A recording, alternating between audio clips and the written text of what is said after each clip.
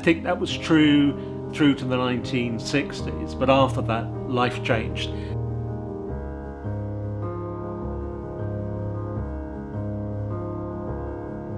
We're very lucky in Bedford, and also with the upcoming Universal Studios, we'll just have to wait and see what happens with that. How big an effect it's going to have on the town, we don't know.